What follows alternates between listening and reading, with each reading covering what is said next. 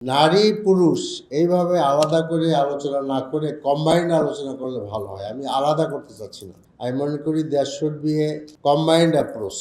আমি মনে করি যে প্রত্যেক বাবা মা সমানভাবে ছেলে মেয়েদের শিক্ষার ব্যাপারে গুরুত্ব দেওয়া উচিত। কোনোভাবেই ভিন্নভাবে চিন্তা করা একদমই উচিত না।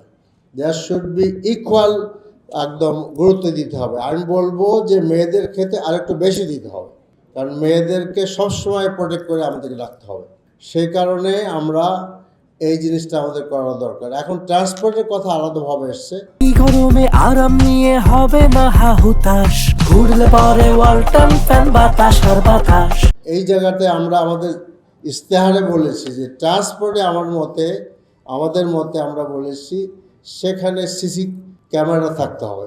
দেয়ার শুড বি, এবং এটা কোনো ক্রমেই কেউ যেন লঙ্ঘন করতে না পারে, এটা আমাদেরকে নিশ্চিত করতে হবে।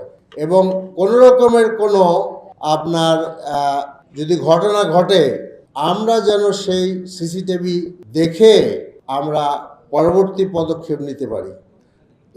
এদের সাথে আমরা আলাদাভাবে মিলিত হচ্ছি। We had our questionnaire. সেখানে আমরা দেখেছি দুইটা জিনিসকে তারা গুরুত্বপূর্ণ মনে করেছে। তার একটা হলো নিরাপত্তা। আমি পিজি হাসপাতালের নার্সের সাথে আমার আলাপ হয়েছে। সেখানে নার্সরা বলেছে যে পিজি হাসপাতালের যে নতুন বিল্ডিং, পুরাতন বিল্ডিং, এই বিল্ডিংগুলো আসলে হোটেল ছিল তো এটা। সেখানে তারা ওই রাতে নার্সরা রাউন্ড দিতে যায় না, কারণ তারা বলে আমরা নিরাপত্তা বোধ করি না। এই জন্য একটা গুরুত্বপূর্ণ জিনিস যে নারীকে কর্মক্ষেত্রে নিরাপদ করতে হবে, একদম নিরাপদ করতে হবে। আপনি নারীরা সবই করতে পারবে। তারা শিক্ষকতা করতে পারবে, তারা চাকরি করতে পারবেন, তারা ব্যবসা করতে পারবেন, সবই কিছু করতে পারবেন। Every sector of the life নারীর আপনার কাজ করার কোনো প্রতিবন্ধকতা ইসলামে নাই। কাজেই they should do it, they can do it. কিন্তু অনলি থিং ইজ দ্যাট আমাদেরকে এই নিরাপত্তা নিশ্চিত করতে হবে। তো সেক্ষেত্রে আরেকটা পয়েন্ট তারা বলেছেন, সেটা হলো যে toilet. This is very important.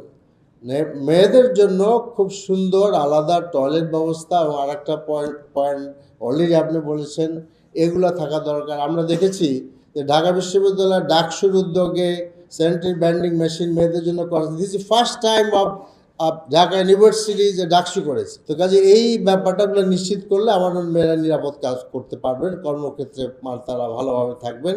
তো আশা করছি যে আমাদের নতুন সরকার, তারও এক মেয়ে, আমাদের তারেক রহমান মাননীয় প্রধানমন্ত্রী, তার একটি সন্তান, তিনি মেয়ে। কাজে এই ব্যাপারটা তিনি ভালোভাবে বুঝবেন।